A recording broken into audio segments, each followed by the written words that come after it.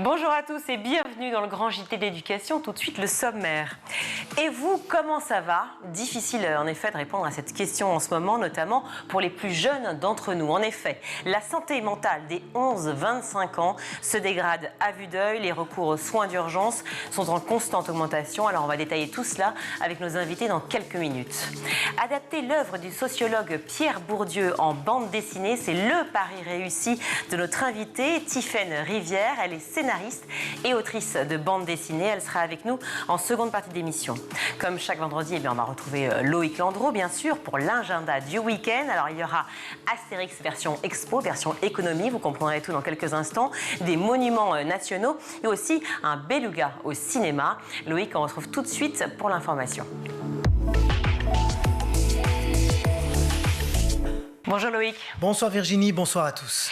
Hier soir, le ministre de l'Éducation, Gabriel Attal, était l'invité de l'interview événement sur France 2. Il a annoncé travailler sur des mesures pour sortir les élèves radicalisés des établissements scolaires. En lien, effectivement, avec ses collègues de la justice et de l'intérieur, je le cite, quand les personnels de l'éducation signalent des élèves qui constituent, selon eux, potentiellement une menace en raison de propos qu'ils ont tenus ou d'actes qu'ils ont commis, le principe de protection que je veux appliquer à l'ensemble de nos élèves et de nos personnels fait qu'on doit trouver une autre solution que de les scolariser.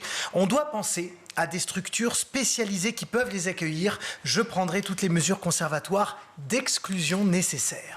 Et à propos, hier, un lycéen a été interpellé à Colmar pour menace de crime sur une personne chargée d'une mission de service public. C'était lundi au cours du temps d'échange suite à l'attentat d'Arras. Ce jeune homme de 17 ans a menacé, je cite, de planter sa professeure de français. L'enseignante a porté plainte et le lycéen a été interpellé à son domicile. Il a été déféré devant le parquet, convoqué devant le juge pour enfants. L'adolescent n'a aucun antécédent judiciaire. Il a interdiction de retourner dans son établissement. Il est également soumis à un couvre-feu et il devra suivre un stage de citoyenneté en attendant son jugement. Et la liste des incidents continue de s'allonger de jour en jour. Plus de 500 perturbations ont été relevées au cours de la minute de silence en hommage, en mémoire de Dominique Bernard.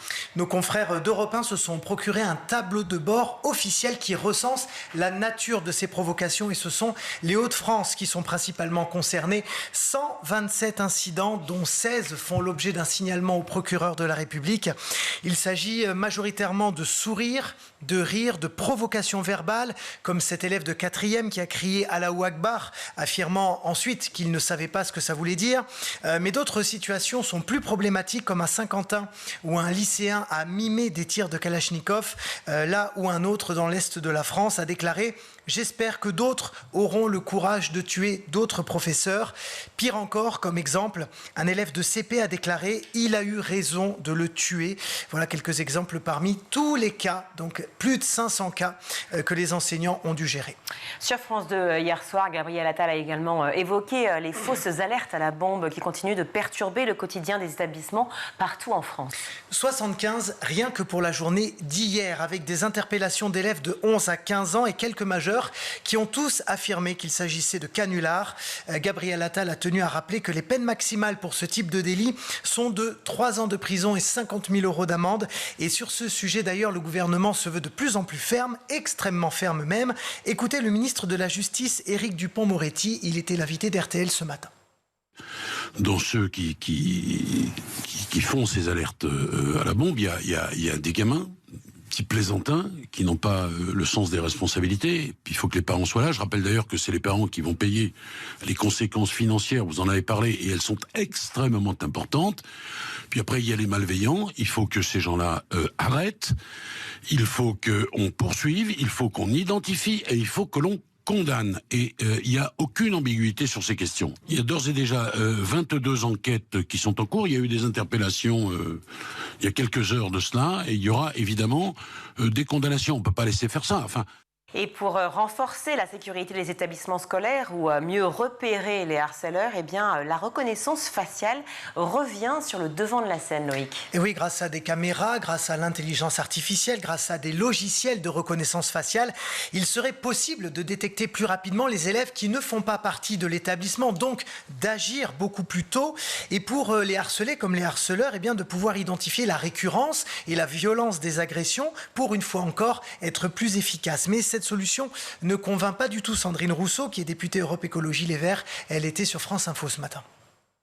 On est en train de transformer l'école en un lieu où la police peut rentrer, par exemple. Moi, je ne suis pas d'accord avec ça. Je pense que l'école est un lieu qui doit être protégé, mais pour cela, il nous faut des moyens humains, par exemple. Il faut qu'on investisse dans des personnels, mais pas que des personnels enseignants. Il manque des enseignants, donc il nous faut plus d'enseignants, mais il nous faut aussi plus de personnel d'éducation d'une manière générale, où sont les surveillants, les gens qui accompagnent, les éducateurs dans l'école. Là, il faut un investissement qui soit pas qu'un investissement de caméras et il faut des moyens humains, vous dites. Mais il faut absolument, mais massivement. Et sur la protection des enseignants en particulier, Sandrine Rousseau plaide pour un meilleur dialogue avec l'institution et donc un meilleur soutien. On a vu dans Samuel Paty que la hiérarchie avait été totalement absente de sa protection. Donc déjà qu'ils soient entendus dans leur protection, qu'ils soient entendus dans leurs conditions de travail, qu'ils puissent avoir aussi des temps où eux-mêmes puissent se confier. Par exemple, s'ils sont face à des élèves difficiles, qu'est-ce qui leur est proposé ? À part de la sanction, à part là, on est dans un projet éducatif où les enseignants sont seuls face à des classes et parfois face à des élèves difficiles. Donc rétablissons la protection des professeurs. Direction les Antilles maintenant, où les écoles ont été fermées à l'approche de la tempête Tamis. En Guadeloupe, en Martinique, à Saint-Martin et à Saint-Barthélemy, aucun cours n'a été assuré aujourd'hui. Ces territoires ont été placés en vigilance orange et cette tempête tropicale pourrait même se transformer en ouragan de catégorie 1 au cours de cette nuit. Il ne s'agit pas d'un phénomène majeur, mais d'un phénomène sérieux. C'est ce qu'a affirmé le préfet de Saint-Martin et de Saint-Barthélemy à nos confrères d'RTL. Les écoles donc et les commerces ont été barricadés en attendant ces fortes rafales de vent et ces pluies intenses qui devraient toucher toutes ces îles dans les prochaines heures. Merci beaucoup Loïc. La santé mentale des jeunes Français continue de se dégrader depuis la pandémie de Covid. Selon une étude publiée début octobre par Santé publique France, les recours aux soins d'urgence pour troubles de l'humeur, pour anxiété, pour idées noires, pour gestes suicidaires ne baissent pas depuis ces 2 dernières années, même avec une hausse pour les 18-24 ans en 2023. Alors l'aide à la santé mentale des jeunes, pourquoi ça coince ? On en parle tout de suite dans le Grand JT.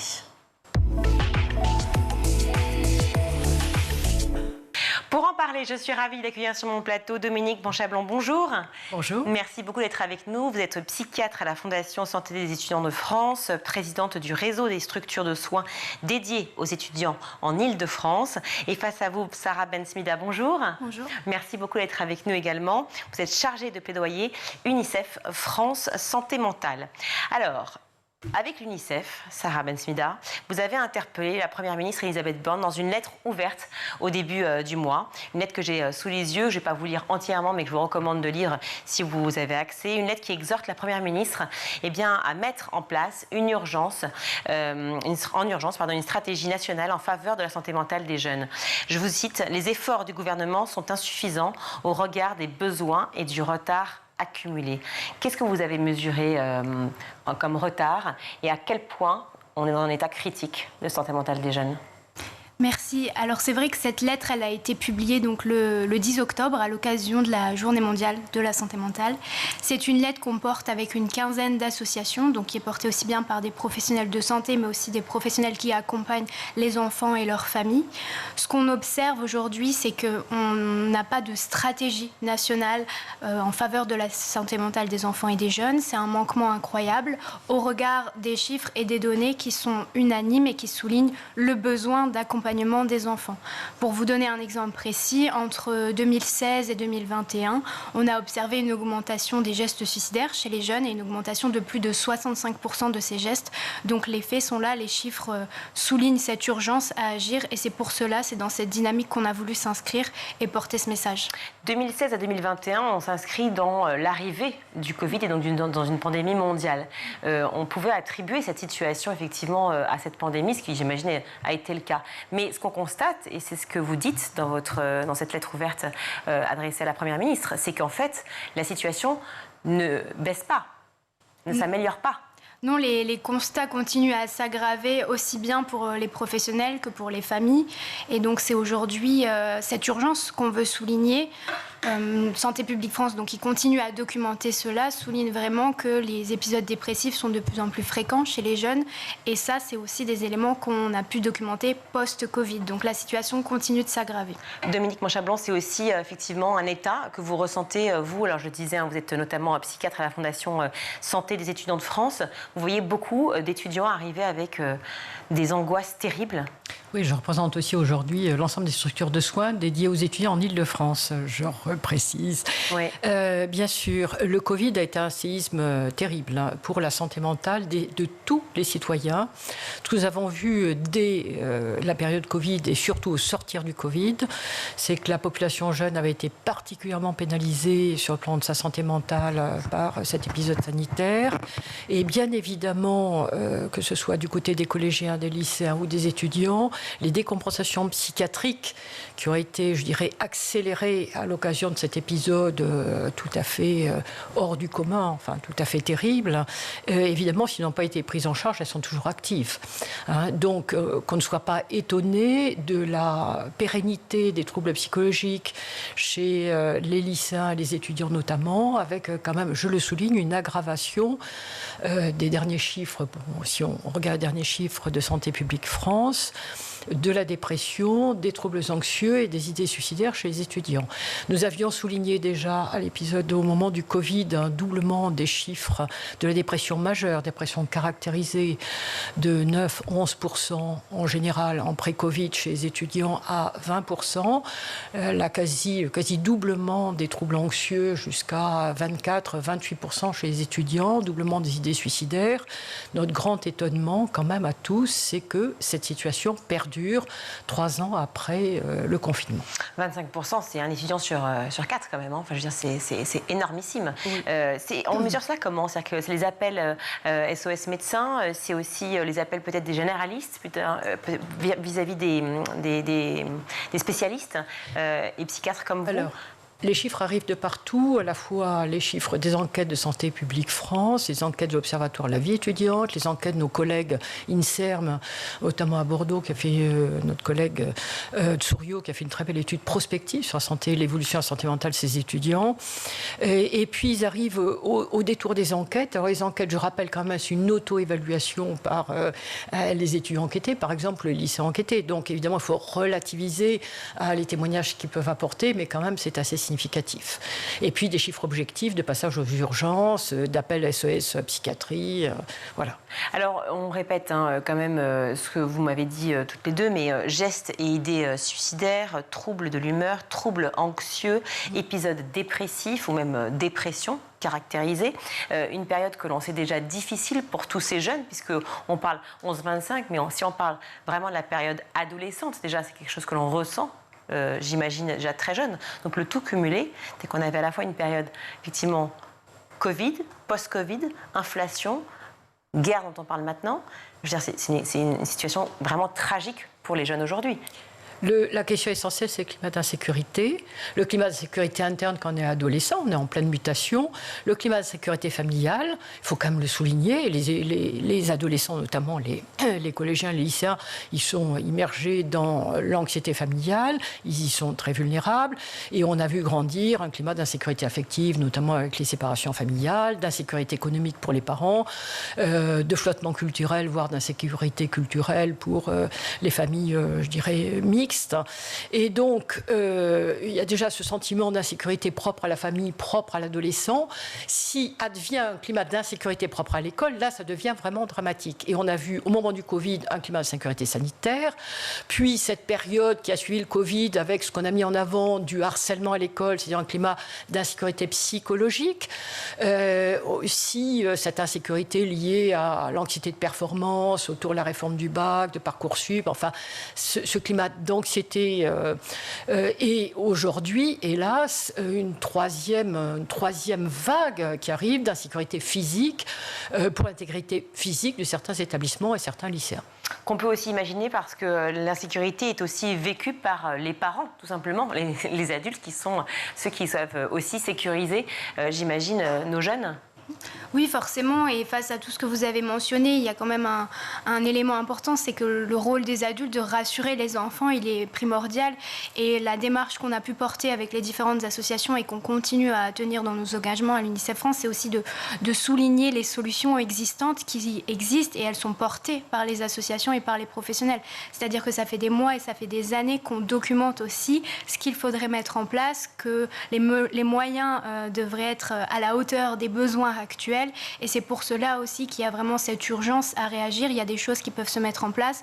Il y a aussi des éléments en fonction des territoires, de leurs spécificités. Et c'est tout cela qui permettrait de soutenir aussi bien les enfants que leurs familles et les professionnels. On va justement en parler. J'aimerais juste qu'on comprenne bien l'état de nos jeunes aujourd'hui en France, l'état de la santé mentale de nos jeunes.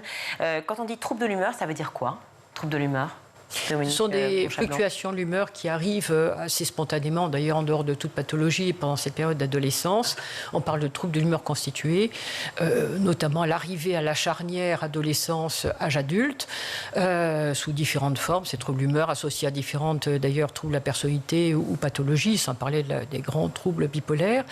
Mais ce qu'on a pu constater, c'est quand même une prévalence importante des troubles bipolaires, notamment chez les étudiants au potentiel. Alors ça, c'est quand même quelque chose de très intéressant, parce que si, effectivement, les enquêtes épidémiologiques, les recherches montrent une prévalence de certaines maladies dans un sous-groupe, vous voyez, populationnel, c'est très intéressant parce qu'on peut monter justement des actions de prévention spécifiques pour ces sous-groupes par rapport à, pour prévenir ces troubles ou au moins les repérer précocement, les prendre en charge précocement. Pourquoi c'est fondamental? Parce que cette vulnérabilité, par exemple, au trouble de l'humeur, s'il n'est pas prise en compte par la période des études universitaires, elle va évidemment se retrouver au moment de l'inscription dans la vie professionnelle. Et en parallèle, nous voyons, si on s'occupe du monde des adultes là et des jeunes adultes, mais aussi des adultes quarantenaires, la montée en puissance, du burn-out, des troubles de la dépression au travail, avec un poids considérable sur le plan économique pour les entreprises, le monde du travail. Et évidemment, cette vulnérabilité à la dépression, on pourrait la repérer dès la période, je dirais, de fin du lycée, début des études, et je dirais la soutenir. Oui, en fait, c'est-à-dire que si un jeune, un adolescent ou un peu plus âgé, peut-être 18-20 ans, en tout cas un étudiant, se retrouve dans un état comme ça, aussi angoissé, aussi anxieux ou même voire dépressif, cela a une portée évidemment sur tout le reste de la société dans les générations à venir. Et ça, on a l'impression que personne n'en prend conscience. Non? Je ne sais pas si Sarah Mesbida. On a l'impression que les professionnels, en tout cas, le disent, le portent comme message. Il y a un engagement qui est très important. Vous avez parlé de prévention et je pense que c'est un élément essentiel. On estime que la moitié des troubles de santé mentale apparaissent avant l'âge de 14 ans. Donc ça veut bien dire qu'il y a l'importance aussi d'agir au plus tôt, de favoriser un climat qui soit bienveillant, qui permette aussi aux enfants de se tourner vers les adultes de confiance dont ils peuvent avoir besoin à un certain moment. Et il y a aussi finalement tout ce renforcement aujourd'hui des acteurs de prévention qui doit s'élargir, mais ça passe aussi beaucoup par un renforcement des professionnels et notamment de la pédopsychiatrie, puisqu'aujourd'hui c'est un secteur qui est complètement en souffrance. Il y a des inégalités territoriales qui sont criantes. On compte par exemple une seule pédopsychiatre à Mayotte, alors que les besoins sont énormes, on l'a déjà souligné. Donc il y a ça aussi, il y a la dimension de la prévention, mais il y a aussi la dimension de rendre accessible cet accès aux soins quand c'est nécessaire pour tous les enfants et surtout les plus vulnérables. Et puis en tout premier lieu, peut-être libérer la parole, parce que encore faut-il prendre conscience que son enfant n'est pas bien, prendre conscience que soi-même on n'est pas bien, on est en détresse et on a besoin de parler. On voit bien que cette parole chez les jeunes elle est compliquée. Est-ce qu'ils viennent naturellement chez vous, par exemple, ou en tout cas, puisque vous êtes, je le rappelle, présidente du réseau des structures de soins dédiées donc aux étudiants en Ile-de-France, est-ce que vous voyez ces jeunes arriver en disant je n'y arrive plus, ça ne va pas? Non. Non, les jeunes ne viennent pas très facilement dans les structures de soins psychologiques. En tout cas, avant le Covid, il y avait un vrai déficit de prise en charge de jeunes en difficulté qui n'allaient pas spontanément vers les soins. Les choses ont beaucoup changé après le Covid, où il y a une déstigmatisation assez profonde des troubles psychologiques, notamment de la dépression et de l'anxiété dans la population générale et aussi chez nos étudiants. Ce qui expliquait d'ailleurs que les capacités d'accueil psychologique ont été totalement débordées pendant cette période et restent encore débordées. Ça, c'est le seul bénéfice de ce traumatisme du Covid, c'est que enfin les jeunes ont accès à la parole, à la plainte, à la consultation psychologique. Notre grand étonnement au sein des structures de soins dédiées aux étudiants, c'est de voir arriver spontanément sur la consultation psychologique des étudiants déjà avancés dans leurs études, à Bac+3, Bac+4, et qui se posent des questions existentielles, notamment sur leur vie de couple, sur leur devenir, parce que c'est la période où on se spécialise, on choisit un métier. Ils ont aussi accumulé un certain nombre de facteurs de stress, et là, ils viennent aisément. En revanche, les primo-arrivants ne viennent pas aisément. En revanche, les étudiants les plus malades ne viennent pas spontanément. Pourquoi ? Parce que dans notre discipline psychiatrique, plus on est malade, moins on consulte. C'est la grande spécificité médicale de la psychiatrie, hélas. Et donc, ces jeunes qui sont au fond de la dépression et qui n'ont plus l'énergie psychique, et d'ailleurs qui ne croient plus d'ailleurs en leur guérison, ils ne peuvent plus anticiper un avenir enviable, il faut qu'on aille les chercher. Donc, tout notre travail sur les questions de prévention, primaire et secondaire, c'est de mettre en place des dispositifs qui permettent d'aller chercher les plus malades d'entre eux. Je parle des dépressifs, peuvent être aussi des troubles anxieux très invalidants ou des troubles psychotiques, d'aller les chercher par d'autres biais, notamment en développant des dispositifs de pérédance au sein du monde étudiant, des dispositifs de formation des professionnels qui peuvent être aussi évidemment redéployés dans l'enseignement secondaire et dans l'enseignement primaire. Et pour les plus avancés en âge d'entre eux, que ce soit les lycéens ou les étudiants, des dispositifs virtuels d'auto-questionnaires et de sensibilisation à la santé mentale. Cette prévention, elle a forcément un coût, et puis elle a un coût humain aussi, c'est-à-dire financier et humain. On va en parler d'ici quelques secondes. Je voudrais juste réagir sur cette stigmatisation que vous venez d'évoquer par rapport aux consultations psy. Vous voulez dire qu'en fait, finalement, grâce au Covid maintenant, on va davantage parler quand ça ne va pas, mais vous voulez dire qu'avant, c'était vraiment complètement tabou ? C'est une spécialité française, le tabou sur... de manière générale, peut-être, oui, tabou. Oui. sur les difficultés psychologiques. Je travaille à une grande école de commerce internationale qui accueille un tiers d'étudiants internationaux européens, d'Amérique du Sud, du Maghreb, d'Asie. Bon, l'Asie, c'est un cas un petit peu particulier, mais sur l'Europe du Nord, par exemple, là, la consultation psychologique, je vois arriver des étudiants d'Europe du Nord qui vont profiter de cet appoint qui est donné, une consultation gratuite au sein de leur école. Du côté des Français, c'est beaucoup plus compliqué, ça reste encore assez stigmatisant du côté de la pathologie psychiatrique. Qu'est-ce qui freine les jeunes à consulter au-delà du fait de la libération de la parole Est-ce que ce n'est pas le prix, tout simplement, Sarah Ben-Smida ? C'est vrai qu'il y a plusieurs barrières finalement pour arriver aux soins et avoir accès aux soins. Vous l'avez souligné, il faut déjà connaître les dispositifs. Il faut que les dispositifs soient adaptés aux différents publics. Et il y a une barrière qui est la barrière financière, évidemment. Aujourd'hui, il y a des dispositifs qui sont mis en place pour essayer de lever cette barrière. Ils doivent être renforcés, ils doivent être améliorés puisqu'ils ne bénéficient pas forcément à tous les enfants, aux enfants en général. Et ils sont surtout parfois éloignés de certains enfants ou alors adolescents. Psychologues scolaires dans les établissements, elles sont quand même assez rares malheureusement. Et puis en plus, elles ne sont pas toujours là. On le sait. Et ça fait plusieurs fois, on en a parlé sur ce plateau, je le vois chez mes collègues aussi journalistes. C'est un vrai problème aussi, parce que il y en a d'autres, mais aussi dans les établissements scolaires. C'est-à-dire à qui se confier quand on est étudiant ? Alors, il y a eu quand même un effort considérable de notre gouvernement actuel sur ces questions-là, avec pas mal de dispositifs. Très récent et tout à fait circonstanciel lié au Covid, bien sûr, avec le déploiement notamment du dispositif psychologique Mon Psy. Le problème, c'est que effectivement, sont un peu des rustines sur un système de soins, vous l'avez très bien dit, qui est tout à fait défaillant aujourd'hui parce qu'on n'a pas anticipé ces questions-là et qui va mettre à peu près 10 ans pour se rétablir, pour se remettre à flot et accueillir dans de bonnes conditions nos malades. Donc, c'est un vrai problème. J'insisterai, je fais un petit retour en arrière sur les questions de prévention, parce que quand même, autant on peut dire que notre système sanitaire, il est quand même bien équipé, il est performant pour soigner les gros malades, pour soigner le handicap psychique. Aujourd'hui, au sein de l'école, au sein de l'université, on est dans une école inclusive, université inclusive, mais au détriment des mesures et de la politique de prévention primaire. Et donc, en fait, il serait quand même plus souhaitable d'empêcher les jeunes de tomber malades plutôt que de soigner les gros malades avec des jeunes qui sont devenus, qui sont entrés dans la maladie avec des moyens techniques de qualité, parce que nos soins sont de qualité, mais une pénurie médicale très importante aujourd'hui. Ces dispositifs de prévention dont vous parlez, est-ce que vous pouvez nous les détailler ? Parce que cette lettre, elle est formidablement touchante d'ailleurs, et elle est criante d'urgence, celle que vous avez donc adressé à la Première ministre Elisabeth Borne. Je disais, c'est un plan d'urgence à mettre en œuvre aujourd'hui, mais on sait malheureusement qu'on manque de bras. On manque de personnes aussi, dans les établissements scolaires notamment. Comment peut-on faire pour répondre à cette urgence, mais immédiate ? Aujourd'hui, oui, comme vous l'avez souligné, c'est un plan d'urgence, c'est une stratégie nationale en faveur de la santé mentale des enfants et des jeunes dont nous avons besoin. C'est un portage qui doit se faire obligatoirement de façon interministérielle. C'est une condition indispensable. Il faut sortir la santé mentale exclusivement du domaine médical, si je puis dire, puisqu'on voit bien que la prévention, ça passe aussi par des espaces liés à l'éducation, au social, en incluant les familles, les proches. Donc c'est vraiment élargir tous ces acteurs qui peuvent jouer un rôle de premier contact aussi avec les enfants et les jeunes. Et donc parmi les dispositifs qui peuvent être suggérés, notamment par les professionnels, il y a tout ce qu'on soulignait comme les dispositifs d'aller vers. Il y a la médiation en santé qui est davantage développée, notamment dans les territoires dits d'outre-mer, qu'on retrouve moins dans l'Hexagone. Il y a les dispositifs d'équipe mobile. Il y a toute cette démarche finalement de favoriser un accompagnement aujourd'hui, puisque le temps presse, aussi bien pour les enfants que pour les adolescents. Et donc toutes ces mesures, elles sont aussi accessibles, on les connaît, les solutions sont vraiment portées par les professionnels.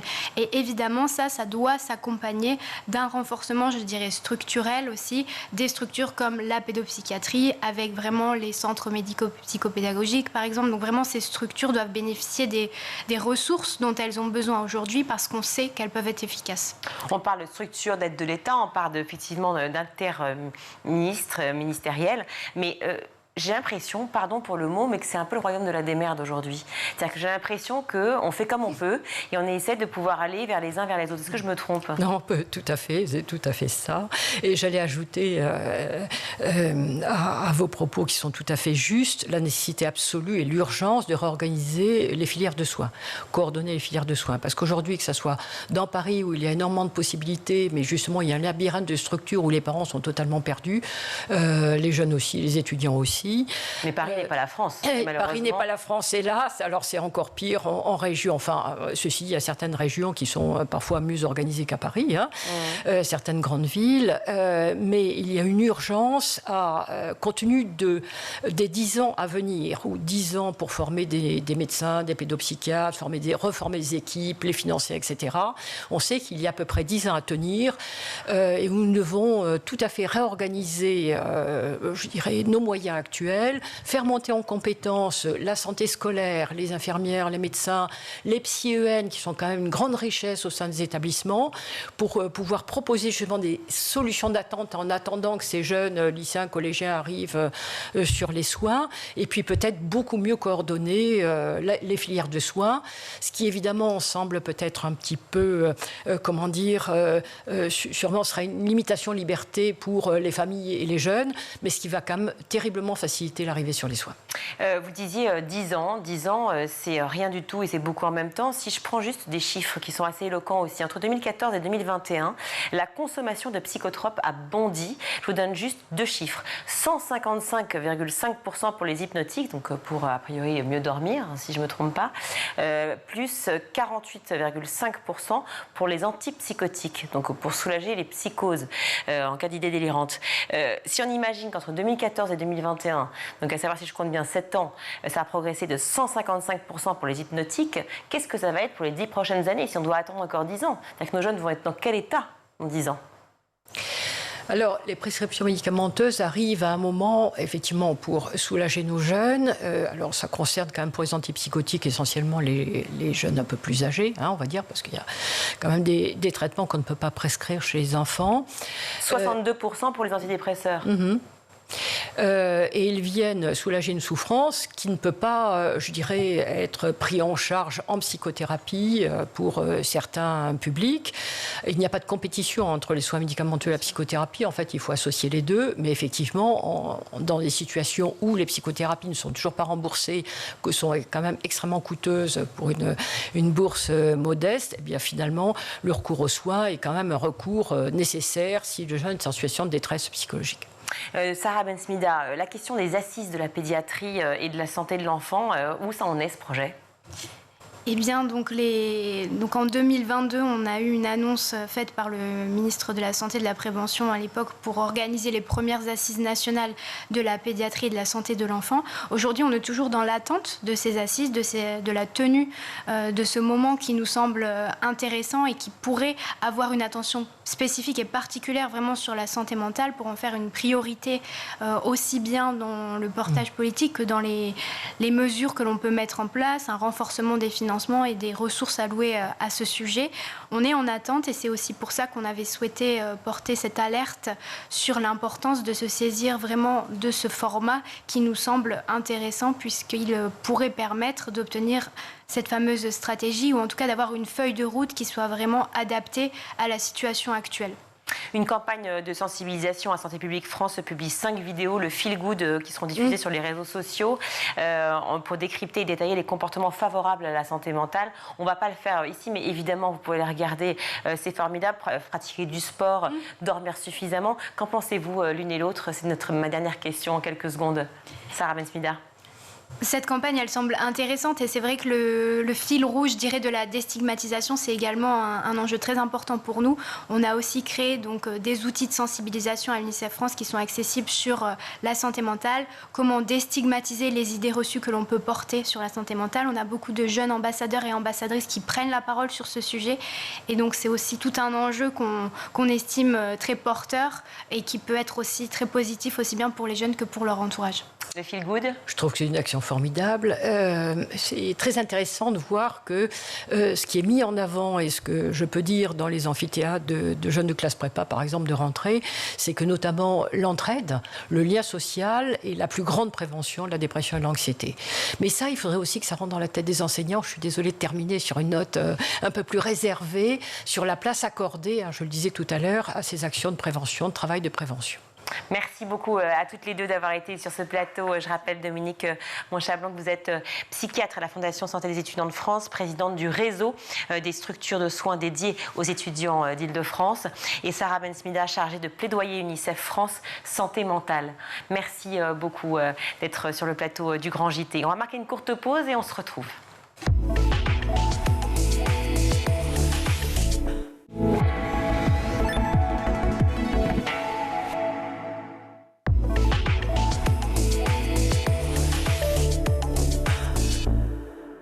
De retour dans le Grand JT d'éducation. Et si les distinctions culturelles étaient une barrière infranchissable entre les classes sociales? Est-ce que ça vous parle, ça? Et si les jugements de goût étaient des jugements de classe qui ne s'avouent pas comme tels? Et si nos dégoûts en disaient plus sur nous que nos goûts eux-mêmes? Et oui, on va en parler de tout ça. C'est ce qu'explique Pierre Bourdieu, sociologue français qui a marqué notamment le XXe siècle en écrivant La distinction. La distinction, hérédité, refait surface, elle est là, mais en bande dessinée, et cela grâce à Tiffaine Rivière. Bonjour Tiffaine. Bonjour. Merci beaucoup d'être avec nous. Je suis ravie de vous recevoir. La distinction, c'était il y a 44 ans, je crois, et là vous le repensez, vous le rééditez, vous le réécrivez, version bande dessinée, librement inspirée du livre de Pierre Bourdieu. Alors, est-ce que Bourdieu, forcément en question, faisait partie de vos livres de chevet? Vous l'avez redécouvert? Non, je l'ai découvert très très tard. Et pourquoi Bourdieu alors? Pourquoi la distinction? Parce que j'ai l'impression qu'en fait c'est un livre qui est extrêmement important mais très très difficile à lire et que du coup c'était vraiment important pour moi que j'en fasse une version accessible où n'importe qui à 15 ans pouvait le lire. Parce que, en fait, ça explique qu'on vit tous dans le même pays, mais en fait dans des microcosmes qui ne peuvent pas vraiment communiquer, ou en tout cas, ça explique pourquoi est-ce que c'est très difficile de passer de l'un à l'autre, et que ce n'est pas à cause de différences économiques, comme on peut le croire souvent, c'est que tout ce qu'on est, tout ce qu'on fait, comment on bouge, comment on parle, comment on s'habille, comment on décore chez nous, comment on part en vacances même, sont des choix qui font qu'on dit qui on est socialement, et qui créent des dégoûts ou le contraire, mais qui prédétermine surtout finalement notre vie. C'est-à-dire qu'en fait, on pourrait penser que lorsqu'on est enfant, eh bien, ce qu'on porte, quand on s'habille, etc., pourrait m'influencer ou influencer ma vie future. Pas forcément, justement. Plus que la façon dont vous êtes habillé dit tellement sur vous qu'en fait, les gens que vous allez rencontrer vont directement savoir d'où vous venez. Et vous, si vous ne maîtrisez pas ces codes, si vous ne savez pas quels sont les codes des autres groupes, vous ne pouvez pas contrôler l'image que vous renvoyez. Donc quand vous êtes petit, c'est encore autre chose.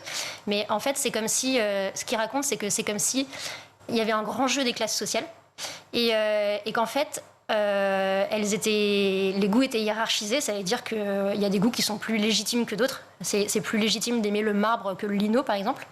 Et que les goûts disent beaucoup sur vous et que si vous ne savez pas comment vous habiller pour être accepté dans un groupe, vous allez je ne sais pas comment expliquer ça. Parce que non, mais on comprend très bien. En fait, le goût, c'est un jugement de classe. Voilà, exactement. Et donc, enfin, le jugement de goût, plutôt, serait un jugement de classe. Ouais.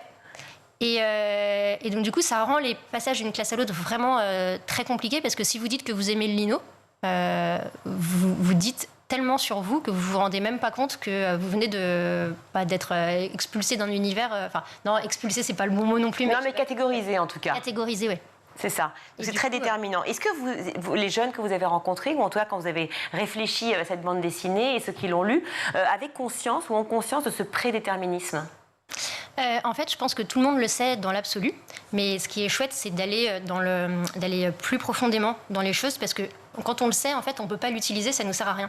Là, ce que j'ai essayé de faire, c'est de montrer toutes les classes sociales les unes à côté des autres, qui font plein de choses, et du coup, ça saute aux yeux que dans les moindres détails, les univers sont tellement différents que, en fait, quand on les voit, on se dit il faut que je sorte de mon microcosme pour aller voir comment ça se passe ailleurs, pour être capable d'aller dedans, pour apprendre à évoluer dedans et casser les barrières qui en fait sont un peu ridicules parce que savoir si on dit bonjour madame, bonjour madame machin, etc., c'est pas important. Ça a l'air idiot, mais en réalité, ça permet de rentrer dans un univers ou pas. Bien sûr. Loïc, vous l'avez dit tout à l'heure, Bourdieu, c'est très compliqué d'appréhension. Ouais. On voit bien aussi là que c'est compliqué à expliquer ce qu'il nous transmet. Alors comment vous, en tant que scénariste, vous avez réussi à mettre des dialogues et des mots simples sur des idées qui ne le sont pas du tout ? Très bonne question. Ouais. C'est que je trouve que c'est vraiment difficile à expliquer, mais par des personnages, je trouve que c'était beaucoup plus facile. En fait. Parce que vous avez pris des personnages typologiques de ce que nous vivons ? Oui, en fait, j'ai pris plusieurs personnages par groupe social, parce que sinon c'est trop caricatural. Après, quand on a beaucoup de personnages, on est obligé d'être un peu caricatural, sinon on se perd. Donc il y a une caricature. Et c'est surtout comme ça qu'on le comprend le mieux aussi. Ouais. Si les gens ne sont pas caricaturaux. Typiquement, interview classe populaire, le goût de nécessité. Bon, voilà, vous allez les retrouver, hein, là, on est page 69. Nous, on a de la chance parce qu'on est au croisement de la 10 et de la N118, donc c'est hyper pratique. Ça commence comme ça.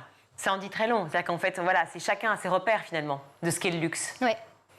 Là, en fait, c'est un concept de Bourdieu que j'aime vraiment beaucoup, qui dit qu'on arrive à rêver qu'en fonction de ses capacités. Donc, en fait, quand on vient de classe populaire, on va précisément pas avoir envie de faire de l'équitation, parce que c'est juste, ça n'existe pas. Et donc, du coup, il dit, on a naturellement, on a envie de choses qu'on peut avoir, contrairement à ce qu'on pourrait croire, et on a même tendance à magnifier les choses parce que c'est beaucoup plus naturel que ce qu'on croit. Et donc là, c'est des gens qui disent c'est génial parce qu'on habite dans un immense immeuble et donc du coup, les enfants ont plein de copains. Du coup, ils vont toujours les uns chez les autres. C'est une super bonne ambiance et tout. Et puis on a le RER qui passe au bout du jardin et la N168, etc. Donc quand on veut bouger, c'est hyper facile et tout. Et en fait, il y a plein de moments où moi, depuis que je sais ça, j'arrête pas de le noter chez moi. Des moments où je me dis non mais on est hyper content de ça et tout. Et après, je me rends compte que c'est parce que j'avais pas du tout l'argent ni la possibilité d'imaginer autre chose et qu'évidemment, je vais pas me dire que j'ai envie d'avoir une cuisine en marbre. En fait, ça n'existe même pas dans mon univers. Aujourd'hui, en faisant de la BD, de me dire je veux du marbre en fait. Si on prend le marché typiquement qui est évoqué dans la BD, aller au marché, on pourrait penser que c'est quelque chose que l'on fait pour pouvoir justement aller vers les petits producteurs, ne pas dépenser trop d'argent, être assez raisonnable, etc. Alors que c'est tout l'inverse malheureusement maintenant dans beaucoup de villes. Certains endroits ça reste abordable, mais souvent ça l'est pas du tout. Ouais. Et c'est marrant, c'est aussi un concept, se dire à un moment, aller au marché, ça reste quelque chose qu'on surtout on ne dit pas parce qu'il faut surtout pas le dire parce que ça reste, c'est pas bien finalement d'aller au marché. Ce serait mieux d'aller dans les grands magasins, alors que pour d'autres, au contraire, c'est très chic de le faire. Quoi. Ouais. En fait, je pense qu'il y a une grosse différence entre la friperie et le marché de petits producteurs bio. C'est ça. Mais la friperie où tout est en euros pour les habits, ça reste, il me semble, que c'est un des endroits où c'est le moins cher. Moi, en tout cas, ouais. Du friperie, oui, bien ouais. sûr. Ouais. En tout cas, c'est considéré comme des endroits effectivement abordables, oui, ça c'est sûr, c'est certain. Alors pour vous, évidemment, c'est pas la première fois que vous parlez de sociologie dans un sens large, d'éducation, si je puis dire. On est quand même sur la chaîne de l'éducation ici sur School TV. Vous avez écrit un autre livre qui s'appelait Carnet de thèse, qui racontait le chemin de croix justement d'une enseignante, enfin un livre, une BD, qui racontait le chemin de croix d'une enseignante de ZEP pour écrire sa thèse. Alors c'est pas le même chemin, c'est pas le même parcours, c'est évidemment pas les mêmes idées, mais c'est un monde qui vraiment vous intéresse beaucoup, l'éducation et justement le déterminisme social, les inégalités sont criantes aujourd'hui encore à l'école.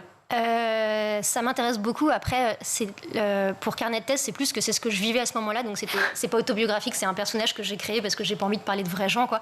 Mais là, c'était plus... La galère, quoi. Ouais, voilà. La galère pour arriver à faire sa thèse. Et quand je l'ai raconté, il y a vraiment des milliers de personnes qui m'ont écrit pour me dire qu'ils avaient exactement la même situation. Et cette bande dessinée, je suis contente de l'avoir faite parce que depuis, il y a plein de gens qui disent alors, au moins, on sait quand est-ce qu'on doit dire non à telle situation, qu'est-ce qui est normal, pas normal. C'est les couches et les surcouches administratives, c'est l'enfer des démarches à suivre, c'est ça aussi. Il y a ça, mais il y a aussi que, en fait, c'est chaque thésard est dirigé par un directeur de thèse qui a probablement 30 ans de plus que lui et 50 thésards à suivre. Et donc, du coup, c'est quand on n'est pas financé comme ce que je racontais, c'est qu'on est tout seul pendant 3 ans, en gros, à essayer, à travailler comme un dingue et après à supplier quelqu'un de s'intéresser à ce qu'on fait. Mais en fait, personne ne s'y intéresse. Du coup, c'est une situation vraiment bizarre, en fait. C'est un vertige métaphysique, en fait, de se dire tous les matins, je dois me réveiller, gagner ma vie pour pouvoir faire librement quelque chose qui, au bout d'un moment, finit par être monstrueux, insupportable et qui vous laisse totalement seul. Et je dis ça, j'aime beaucoup. Enfin, pour moi, la recherche, c'est quelque chose de très important. Je voudrais... pour rien au monde enlever ma thèse de ma vie, même si je ne l'ai pas finie, mais de toute façon, on ne finit jamais une thèse, hein, c'est le principe. Ouais. J'en ai pas faite, hein, je ne crois pas que je vends quelque chose, mais a priori, c'est ce qu'on dit toujours de sa thèse. Ouais, c'est vrai. Là, cette bande dessinée, donc La Distinction de Tiphaine Rivière, librement inspirée du livre de Pierre Bourdieu, elle est éditée chez Delcourt. Elle fait quand même, c'est un petit pavé, je veux dire 280 et quelques pages. Les carnets de thèse, c'était pas autant, il me semble pas. 100 pages de moins. Voilà. C'est-à-dire que c'est un moment où vous vous êtes dit, non, une BD, c'est comme un bouquin, quoi. Il n'y a pas de raison qu'on fasse des BD qui soient courtes. C'est plus qu'en fait là j'étais responsable d'adapter Bourdieu et déjà il manque beaucoup de trucs parce qu'il y a 600 pages au départ et en BD on peut dire infiniment moins, enfin on appauvrit forcément le propos, donc moi j'ai essayé forcément il est appauvri, mais j'ai essayé en incarnant dans des personnages de aussi ramener autre chose. Mais en même temps, c'est librement inspiré. C'est-à-dire que vous êtes, c'est plus personnel comme défi que vous êtes dit. Il faut que j'adapte Bourdieu, ou il fallait que vous suiviez précisément ce cap. En fait, je pouvais pas suivre parce qu'en fait, c'est que un essai assez jargonnant et tout ça. Ce serait impossible de le mettre stricto sensu, quoi. Mais c'est que je me suis donné un temps défini pour le faire. Parce qu'en gros, concrètement, quand on fait de la bande dessinée, on a une avance. Donc sur mon compte, j'ai tant. Quand il y a 0, il faut vraiment que je passe à celle d'après pour avoir l'autre avance. Donc j'ai fait tout ce que j'ai pu pour mettre le maximum et avoir des personnages qu'on suit sur une trajectoire longue, comment ils se croisent. En fait, c'était difficile de scénariser tous les passages de l'un à l'autre, passer dans tous les milieux sociaux et tout. Et donc du coup, le moment où ça devenait une bulle fermée, j'ai refermé. La distinction, forcément, il faut qu'elle soit étudiée dans les lycées et les collèges, non? Moi, j'imagine que c'est un de vos buts. Oui. Pourquoi? Et quel est l'argument que vous avancez aux enseignants pour cela ou aux établissements? Je pense que c'est bien à 15 ans, en fait, 16, 17 ans, les gens, ils peuvent encore sortir un peu de leur milieu facilement parce qu'il y a une espèce de contre-culture jeune qui fait qu'on peut aimer la même musique, les mêmes endroits. Je pense qu'il y a une fluidité à cet âge-là. Puis on est en défiance très souvent, quand même. Voilà, c'est ça, c'est qu'en gros, les gens, ils ont envie de sortir et qu'il peut y avoir des histoires d'amour beaucoup plus libres. Ou si c'est pas le cas, en tout cas, moi, j'aimerais bien que ça soit le cas. Et je me dis, si dès le début de sa vie, on se dit qu'on peut évoluer entre différents milieux sociaux, que les goûts, c'est juste des marqueurs sociaux, c'est pas plus con d'aimer un truc qu'un autre, c'est juste une culture différente. Et du coup, arrêter d'avoir honte de ces goûts d'où on vient, et de se dire juste avec joie, je vais aller explorer ce qui se passe ailleurs, je vais rencontrer ces gens. Et c'est un grand jeu, il faut juste connaître les règles en fait. Plus vite on connaît les règles. Vous vouliez poser une dernière question toute petite, oui, toute oui, petite. quel est le prochain thème? Je sais pas encore. Enfin, j'en ai plusieurs et du coup, j'ai pas encore. Parce que si vous voulez faire des gros pavés, il y a la Bible. Ça peut faire 1500 pages. C'est pas toutes ces années chez KTO, non, ils dormaient pas. Non, mais ça, la métamorphose, enfin, vous avez plein d'idées à prendre. Tiffaine Rivière, merci beaucoup d'être venue sur ce plateau. Donc, je rappelle la distinction librement inspirée de l'œuvre, du livre de Pierre Bourdieu. Voilà, Tiffaine Rivière. C'est aux éditions Delcourt. Je vous recommande cette BD absolument remarquable. Voilà, c'est comme ça qu'on la voit bien, remarquable. Merci d'avoir été là. À bientôt donc pour peut-être le prochain. En tout cas, on a un peu de temps d'ici là. Ouais. Merci à vous. Et puis Loïc, préparez-vous, c'est votre chronique maintenant. Loïc, comme chaque vendredi, quelques idées de sortie pour passer des bons moments en famille. Alors, on va où ? On commence avec Astérix, figurez-vous, qui va vous réconcilier avec l'économie qui, disons-le, n'est pas un domaine qui intéresse ou qu'on comprend très bien, nous autres Gaulois réfractaires surtout que nous sommes. Surtout le lien que je ne vois pas, Astérix et l'économie. Oui, effectivement. Mais en fait, dans les albums de Goscinny et Uderzo, il y a plein d'exemples, notamment sur tout ce qui est la monnaie, les structures sociales. Ça commence ce samedi 21 octobre et c'est jusqu'au 26 février 2024 à la Cité de l'économie et de la monnaie dans le 17e arrondissement de Paris. Alors c'est vrai qu'on connaît tous le village des Irréductibles, mais on ne sait pas exactement quelle est la monnaie avec laquelle ils échangent. Donc ça, c'est quelque chose d'intéressant. Il y a les structures sociales, je le disais, qui organisent un peu la vie quotidienne. Il y aura donc des expositions, des jeux, des labyrinthes, des dispositifs sensoriels, des outils numériques, des quiz, et donc de l'accompagnement des personnages emblématiques des BD pour mieux comprendre les grands concepts économiques comme donc la monnaie, le marché, le management, mais tout ça à la lumière des histoires d'Astérix. On va voyager comme ça au travers des albums avec toutes ces références qui vont nous aider à mieux comprendre. Et il y aura aussi des diffusions de films, par exemple le mercredi 25 octobre à 15h dans l'auditorium, Astérix le Gaulois 1967. Tout premier film d'animation donc sur les deux compères et surtout premier film en couleur de l'époque. Et le mercredi 1er novembre à 15h, il y aura Le Domaine des Dieux, c'est l'adaptation en 3D du génie Alexandre Astier, bien évidemment. Un grand génie, c'est vrai. Ouais. Un événement national maintenant en lien avec nos plus beaux monuments. Ça s'appelle Monument Jeux d'enfance et ce week-end, c'est gratuit et c'est pour tous les publics, donc ça serait vraiment dommage de s'en priver. Les palais, les châteaux, les sites archéologiques, les abbayes seront ouverts et il y aura des initiations à la sculpture, des ateliers de peinture, des jeux de pistes insolites. Donc voilà, dites-vous que si vous avez un monument près de chez vous, il sera forcément ouvert. Par exemple, à Carcassonne, les remparts le seront, les abbayes de Cluny, du Mont-Saint-Michel, il y aura la tour de La Rochelle, les musées archéologiques de Montmorin, ça c'est près de Toulouse, la villa Kérylos de Beaulieu-sur-Mer, près de Nice, l'Arc de Triomphe à Paris, bien sûr. Bref, vous avez des milliers de monuments et la liste est sur www.monuments-nationaux.fr. Direction Agen maintenant pour un festival pas comme les autres, c'est ça, un festival de théâtre ? Oui, c'est du théâtre, c'est jusqu'au mercredi 25 octobre et la programmation est pensée pour les grands, mais aussi et surtout pour les enfants de tous les âges. C'est un ensemble de spectacles qui sont soit gratuits, soit accessibles au prix de 15 € pour toute la famille. Et au programme, par exemple, il y aura une adaptation de Peter Pan, un spectacle musical pour les tout petits qui s'appelle Graines de violon. Il y aura des clowns jongleurs, des voltigeurs, des musiciens, des acrobates. Voilà, ça se passe au théâtre musical du Cournot. Et évidemment, on termine par le film. Et oui, c'est la traditionnelle toile du mercredi. Là, je vous propose Katak, le brave beluga. C'est un film québécois dont voici le pitch. Katak est un jeune beluga qui vit paisiblement dans les eaux du fleuve Saint-Laurent au Canada. Il est moqué par ses camarades à qui il ne ressemble pas. Il cherche le réconfort régulièrement auprès de sa mère qu'il ne quitte pas. Pourtant, un jour, il apprend que sa grand-mère est mourante et qu'elle voudrait revoir son amour de jeunesse. Et c'est là qu'il part en cachette à sa recherche. Regardez. À son âge, il devrait être blanc, non? Il paraît qu'il est en retard de développement. D'habitude, les gris sont avec leur maman. Je ne suis pas comme les autres. Je suis gris, mais je suis vieux. Mamie, je vais aller à la grande banquise et ramener ton amoureux. C'est gentil, Katak, mais c'est beaucoup trop dangereux. Il a peur de rien? Il s'appelle Katak. T'es le petit-fils du fameux Katak? Oui. Non! C'est mon grand-père. Non! Tu peux pas être ami avec la fille de Jack Knight. À nous deux, Katak! Fais-lui confiance à ton Katak. Je vais vous faire signe quand j'aurai trouvé par où passer. Katak! J'ai promis à mamie de ramener grand-père et c'est pas vrai que je vais partir sans l'avoir trouvé. C'est marrant, ça a l'air plus sobre, hein, les couleurs un peu moins flashy. Oui, c'est ça. En fait, vous l'avez vu, on n'est pas du tout dans les codes Pixar ou tout ce qu'on a vu avec la Patte Patrouille ou les Trolls. C'est moins flashy. Je dirais que le trait est presque plus artisanal. On est dans un film d'orfèvre, pas sur les grands studios. Et c'est vraiment intéressant d'aller soutenir aussi ce genre de film, surtout que c'est une première écriture de long métrage pour la scénariste, un premier film pour la réalisatrice et une première composition de musique pour le compositeur. Donc vous voyez, c'est un film de beaucoup de premières et voilà, ça vaut le coup d'œil et ça parle comme souvent quand même de la différence, du courage, du dépassement de soi. C'est toujours des bons moments et des belles valeurs. Et ça sort mercredi. Oui. Merci beaucoup Loïc, merci.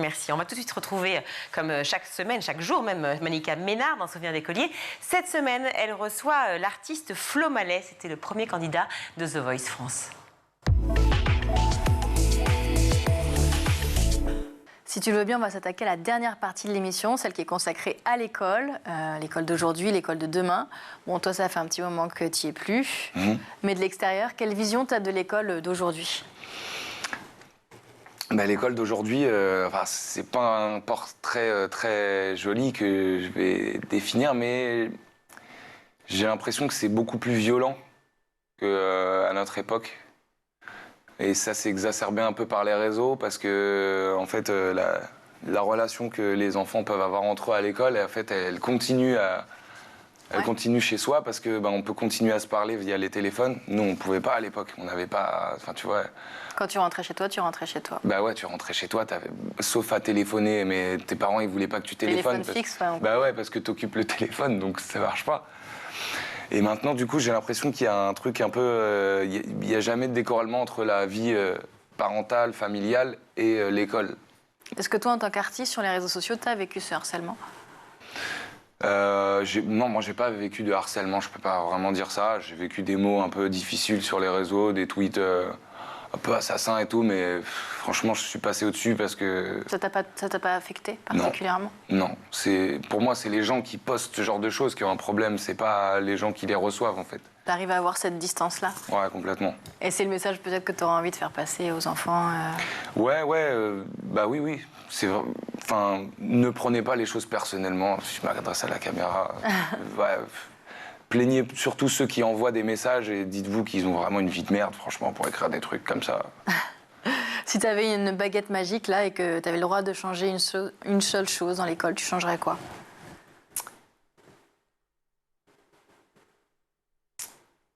Ah ouais, c'est compliqué, ça. Alors, pour moi, l'école, c'est vraiment ce qui, dans notre société, remet tout le monde à niveau. C'est-à-dire que c'est ce qui nous permet d'avoir une égalité des chances sur le papier. Et je pense que dans la réalité, c'est un peu différent. Et je pense que si je devais changer l'école, j'essaierais de faire plus d'échanges entre écoles, en fait. Des élèves qui vont peut-être sur 1 ou 2 mois aller dans une autre école. De voir comment ça se passe ailleurs. En fait, créer une mixité sociale, parce que en fait, l'école, ça peut vraiment aider à créer une mixité sociale, là où, pour moi, la France est en train de devenir un peu communautaire. Chacun vit un peu dans son coin et on a du mal à se rencontrer. Et en fait, l'école, ça peut vraiment être ce terrain, un terrain pour expérimenter ça, en fait. Si on se projette dans le futur, comment tu la vois, l'école de demain ? L'école de demain, je la vois forcément un peu plus sur Internet, un peu moins. On va plus à l'école ? Ouais. On fait du TT ? Du télétravail de l'école ? On fait du TT, on est un peu plus concentré sur l'ordi. Et puis peut-être pour avoir un peu plus de temps libre ou d'activités, que ça soit musical, dessin, le sport. Plus de musique à l'école ? Ouais, ça serait cool, un peu plus de musique. Enlevez-leur la flûte, s'il vous plaît. Enlevez-leur la flûte, je vous en supplie. Je sais même pas s'il y a encore. Je sais pas. C'était notre époque, la flûte. C'est déjà la fin de l'émission, Flo. Déjà ? Oui. Merci d'avoir partagé avec nous tous tes souvenirs. Moi, je vous retrouve la semaine prochaine sur School TV pour un nouveau numéro de Souvenirs d'écoliers. Merci Malika. Tout de suite, c'est le meilleur de School TV avec le Zap. On parle beaucoup du consentement quand on parle des violences sexuelles en général. Est-ce que quand on parle des mineurs, et alors a fortiori des petits, cette notion de consentement peut exister? Parce que derrière l'idée du consentement, il y a la notion du consentement libre et éclairé, quoi. Mais bon... Voilà, c'est une notion qui est extrêmement, qui est de la notion phare, promue dans les séances d'éducation à la vie sexuelle de l'éducation nationale. Et pourtant, les chercheurs s'accordent à dire que c'est quand même vraiment quelque chose de difficile à mettre en œuvre, à appréhender pour les enfants, surtout les plus jeunes, les plus petits. La sphère de l'enfance, c'est quand même la sphère par définition où on ne demande pas en général leur consentement à l'enfant. L'enfant, on lui dit d'aller à l'école. Même s'il dit je ne veux pas y aller, en général, il s'y retrouve. Ça va quand même, oui. Donc, il est habitué à ce que finalement son consentement soit toujours dépassé. Prendre la mesure de ce que veulent dire certains actes, c'est compliqué aussi, parce que le consentement implique qu'on ait vraiment une connaissance ou une appréhension au moins intellectuelle et puis même corporelle de ce que signifient les actes, de ce que veulent dire les actes. Pour les enfants, c'est extrêmement compliqué à comprendre. Et d'ailleurs, c'est la raison... Entre mineurs, c'est encore plus compliqué, non? Parce que de temps en temps, on a ces espèces de phrases où on dit aux enfants, même quand ils sont petits, de faire attention aux adultes, dans la rue, ne parle pas à des... Oui, c'est encore plus compliqué. Si un monsieur vient te voir, etc. Mais quand c'est un camarade, un frère, une sœur... Et d'ailleurs, c'est une des causes de ces violences, c'est que, par exemple, un enfant qui a visionné de la pornographie, il ne comprend pas ce qu'il a vu en réalité. Son cerveau n'est pas apte à décrypter ce qu'il a vu. Et donc, il va le reproduire sur un ou une camarade pour essayer de le comprendre. Mais il ne le comprendra pas plus et son camarade pas plus et il ne sera pas consentant. Vous développez à la fois des programmes pour les seniors, pour les adultes et puis aussi pour les enfants. Vous savez que dans l'école du futur, c'est ce qui nous concerne, l'éducation des jeunes. Parlez-nous de Coco, cette nouvelle application que vous avez lancée, nouvelle, pas si nouvelle d'ailleurs, puisqu'elle date il y a quelques années déjà. Alors, c'est Coco Pense et Coco Bouge.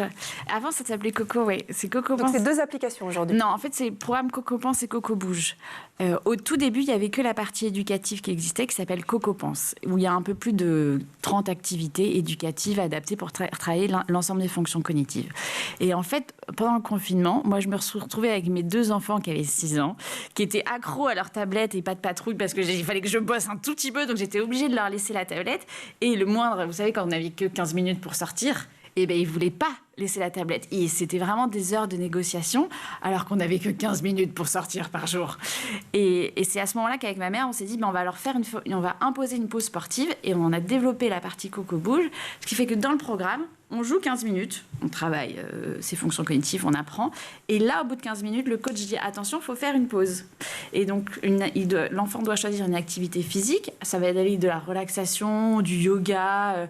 Vous voyez le jeu 1, 2, 3 soleil. Et ben, mes enfants, ils jettent en dehors de la tablette pour faire la plus belle statue. Ce qui fait que l'enfant se détache des écrans, s'aère le cerveau et peut revenir après ou pas sur l'activité éducative. Mais c'est vraiment lutter contre les écrans, mais en leur apprenant de manière ludique. Moi, je ne crois pas, et je l'ai vu pendant le confinement, au contrôle parental parce que c'est de la négociation permanente. Et on dit encore 5 minutes, encore machin, etc. Alors que là, ils attendent la pause avec plaisir, parce que du coup, ils vont jeter en l'air, ils vont faire... Et donc, du coup, c'est ça l'intérêt. Je vais citer monsieur le maire d'Argenteuil, Georges Mautron. Oui. Près de 40% des habitants d'Argenteuil sont âgés de moins de 30 ans. Argenteuil, l'une des villes les plus jeunes de France. Notre rôle est naturellement d'être à leur côté et de leur offrir les moyens de s'épanouir, étudier, se former et de travailler. Il rajoute, cette cité éducative est un signal positif pour notre ville. Il fallait le préciser, il y avait... des freins, il y avait en fait, c'est aussi des inquiétudes par rapport au fait d'être estampillé cité éducative, c'est quoi? Nous, en tous les cas, Argenteuil, on l'a reçu comme un véritable soutien, parce qu'on a l'habitude de le faire, nous. On a l'habitude, mais des fois, en fait, par exemple, sur le projet... Vous n'attendez pas l'État, mais là, tiens... Non, on a l'habitude, mais en même temps, l'avantage, c'est qu'il nous renforce. Je vous donne l'exemple de mes arts oratoires. Avant, en fait, j'avais un budget de l'État. C'était financé aux 3/4 ou à la moitié, je ne sais plus exactement au niveau des proportions, mais c'était financé par l'État, par la préfecture. J'étais en capacité d'offrir 2 ateliers les mercredis, un atelier pour les collégiens, un atelier pour les lycéens de 2 heures. Aujourd'hui, grâce aux cités éducatives, je peux proposer des stages de vacances et la préparation au bac. Vous voyez, donc c'est pour ça que le maire, en fait, il le précise. On est capable de le faire, mais avec l'aide de l'État, et puis ça veut dire aussi que l'État nous fait confiance. Il ne faut pas regarder le côté péjoratif non plus. On va leur donner. Non, c'était vraiment, nous on l'a pris comme un soutien supplémentaire à tout ce que on propose. Déjà, c'est un vrai renfort. Du côté de l'éducation nationale, c'est une clé majeure, vous le rappelez dans le livre, l'éducation sexuelle, et on n'arrête pas de dire que ça ne fonctionne pas suffisamment. Est-ce qu'il y a quand même des progrès ? Alors, il n'y a pas de progrès, non. On ne peut pas dire qu'il y a des progrès. Les séances sont très peu assurées. Et quand elles sont assurées, par an, si je me souviens c'est bien. 3 séances par heure, de 2 heures plutôt. Par an, oui, c'est et ça. Quand elles sont assurées, elles sont, on voit bien aujourd'hui, axées non pas sur l'éducation de la personne d'abord, parce que certes, il faut l'éducation au corps, ça en général, c'est à peu près fait. Mais avant de faire de l'éducation à la sexualité, l'enfant, c'est un être en construction, il n'a pas la sexualité d'adulte. Il n'est pas fait pour une sexualité d'adulte. Il faut d'abord qu'il construise son cerveau, son cœur. Or, l'éducation à la sexualité, c'est axé sur le plaisir, sur apprendre le plaisir, sur des relations sexuelles dès qu'on veut, dès que les deux parties sont consentantes. À 11 ans, ça ne veut strictement rien dire. Et donc, on a une éducation à la sexualité qui est très déficiente. Mais vous savez que Papendiaï, avant de quitter son ministère, avait donc demandé au Conseil supérieur des programmes de se mettre à la tâche et de concocter un programme d'éducation à la sexualité. Il est en train de travailler dessus. J'espère qu'il va en sortir quelque chose qui permettra vraiment d'apporter quelque chose aux enfants qui ne soient pas que des techniques sexuelles comme aujourd'hui l'éducation à la sexualité l'est. Voilà pour cette édition. Merci à vous tous de nous suivre si nombreux. Ils seront tout aussi nombreux, voire même peut-être plus la semaine prochaine, puisque c'est Loïc Landreau qui prendra les rênes de cette émission. Je suis bien contente de vous confier l'émission en compagnie de Guillaume Ouattara, c'est ça ? Oui, la maison sera bien gardée. Non, mais bien, encore mieux que ça, c'est aucun doute. Je rappelle quand même les canaux de diffusion, donc canal 217 sur Orange, canal 247 sur les Freebox et schooltv.com pour voir et revoir toutes les émissions. Aujourd'hui à la réalisation, c'est Théo Boscar, le son c'est Héloïse Merlin, maquillage Sophie Coulon, Laura Girard et Emma Ferret à la rédaction.